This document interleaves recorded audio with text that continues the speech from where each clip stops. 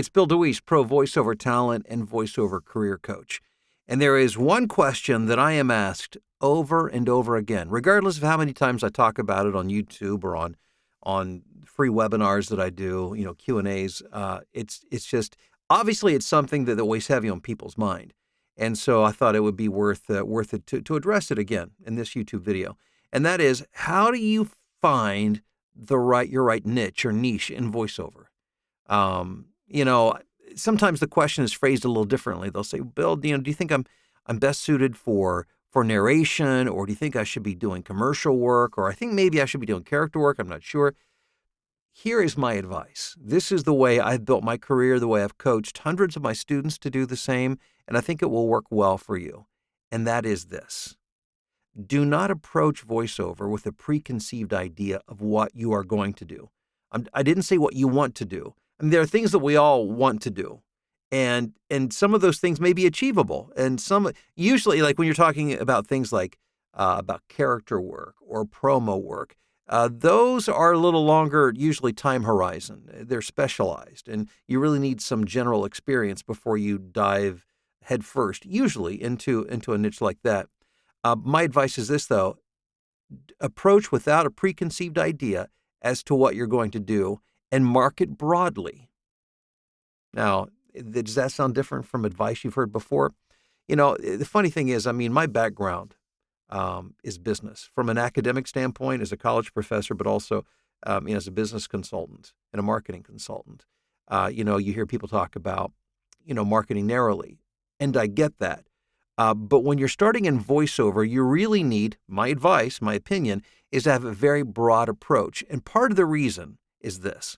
You need to dip your toes into as many different ponds as you can to get as much experience, breadth of experience as you can, because right now you don't know what you're going to excel at. I can give you my opinion. Others can give you their opinion. They may be right. They may be wrong. The only way to find out is to allow the market to tell you what they like you for and what you're good at. Let me give an example. My background, as you may know, I worked in radio for quite a few years. And most of those years were spent in a programming capacity where I was responsible for on-air content, including music selection. And one thing I think I have is a pretty good set of ears. After doing it for so long and being, around the music industry for so long, I have a pretty good sense of what's going to go over well and what's not. But the reality is, until you play it, you can even research it, and you can gather the opinions of the greatest ears in the business, and they'll give you an opinion. But at the end of the day, that opinion doesn't mean anything. All that matters is, what does the audience say? And I've seen songs that I thought would be spectacular die. They just died quick deaths because the market didn't care. I've heard other songs that I thought weren't really all that great and wouldn't be successful that were spectacularly successful because the market said so. The market really is all that matters.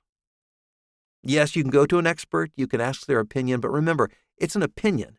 It's not the only reality that exists is in the market, because those are your clients. Those are your customers or your prospective customers. So market broadly, especially in the very beginning, to get broad experience and to begin to get feedback and to find out what people like you for best.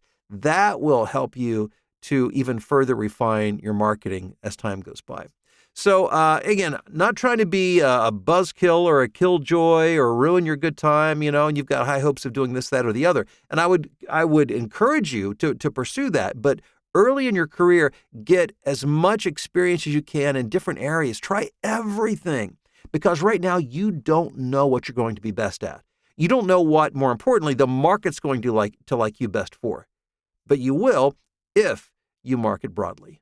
Hope you find this video helpful. Thanks so much for stopping by and checking it out. I hope that you'll like it, give it a thumbs up, share, and subscribe, and I look forward to talking to you again soon.